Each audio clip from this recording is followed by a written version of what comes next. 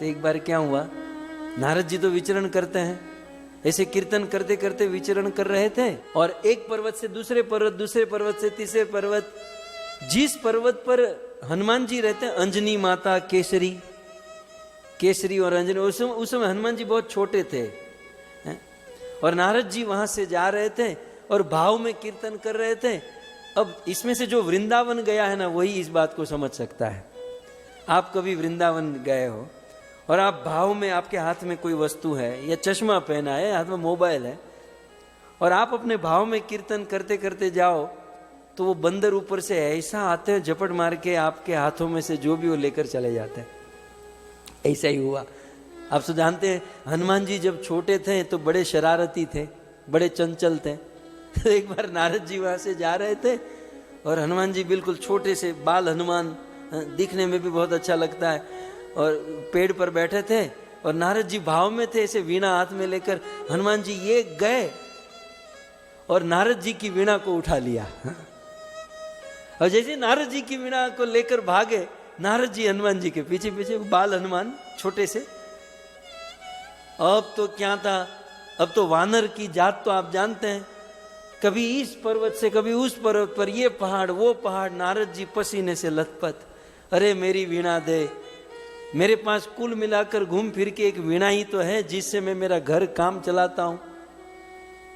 बहुत दौड़ाया, बहुत दौड़ाया, बहुत दौड़ाया, दौड़ते दौड़ते दौड़ते हनुमान जी फिर से अपना जो घर था, हनुमान जी की गुफा 100 योजन अंदर है, केसरी ऐसा वर्णन है, हम गुफा में लेकर चले गए नारद जी अंदर।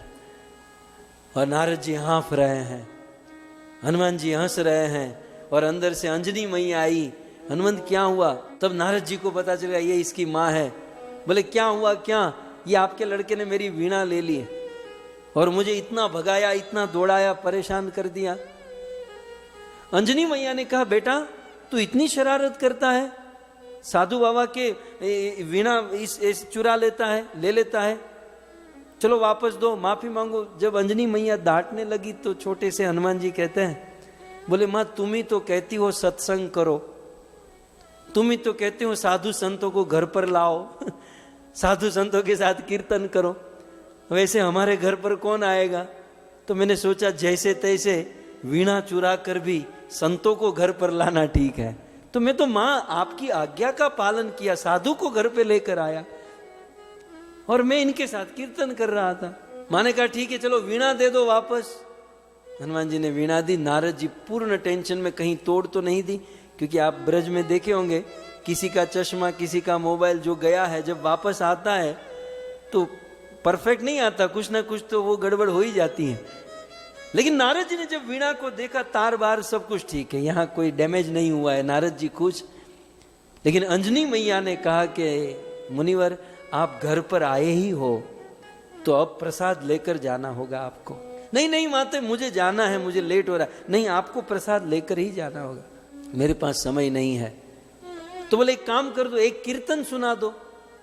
अब बस इतना कहना था, कीर्तन सुना दो, नारद जी को यही तो चाहिए था। लेकिन नारद जी ने सोचा कीर्तन करता हूं तो कहीं ये वीणा गिर बिर न जाए, इसलिए नारद जी ने क्या किया, अपनी वीणा को भूमि पर थोड़े से कॉर्नर में आराम से रख दिया और फिर अब तो नारद जी और हनुमान जी दोनों कीर्तन करने लगे।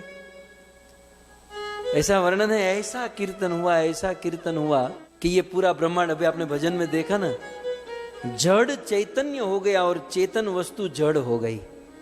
खलखल खलखल बहने वाला पानी पत्थर के समान हो गया और पत्थर जो थे वो पानी की तरह पिघलने लगे। कीर्तन के द्वारा पूरे ब्रह्मांड को उजागर कर दिया। जब कीर्तन समाप्त हुआ तब क्या हुआ, जिस पत्थर पर वीणा रखी थी वो पत्थर पिघल गया कीर्तन करने से, तो वीणा जो थी वो पत्थर के अंदर चिपक गई। अब नारद जी वीणा को ऐसे उठाने जा रहे हैं, लेकिन वो क्योंकि कीर्तन के कारण पत्थर पिघल गया था और वो वीणा अंदर घुस गई। तो अब निकाल में नारद जी ने कहा कि मैंने आज किसका मुंह देख लिया, सुबह ये वानर ने दुड़वाया पूरा आधा दिन और अब कीर्तन किया तो वीणा चिपक गई। अब क्या करे, परेशान नारद, परेशान। हनुमान जी ने कहा कि ये तो बुद्धि के निदान है, बोले महाराज आपको गलत न लगे तो मेरे पास एक सॉल्यूशन है। तेरे पास है? बोले हाँ। बोले देखो, ये वीणा आपकी पत्थर के ऊपर मतलब घुस गई, चिपक गई, क्योंकि आपने ऐसा सदाबहार कीर्तन किया और कीर्तन के प्रभाव से पत्थर पिघला और चिपक गई।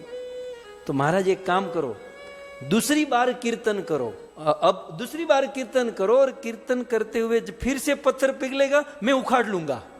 ये बात भी सही है। छोटे से हनुमान जी बोले अब जब कीर्तन करोगे सब ढीला पड़ जाएगा, सब कुछ पिघलेगा, तो मैं उखाड़ लूंगा और फिर आपको दे दूंगा। नारद जी ने कहा ध्यान से उखाड़ना भाई, कहीं टूट फूट न जाए, मुश्किल से वीणा मिली है। नारद जी फिर से, नारद मुनि बजाए वीणा राधिका रमण। नारद जी ने कीर्तन किया और फिर से पृथ्वी पिघली और उन्होंने निकाल दिया, नारद जी को प्रदान किया।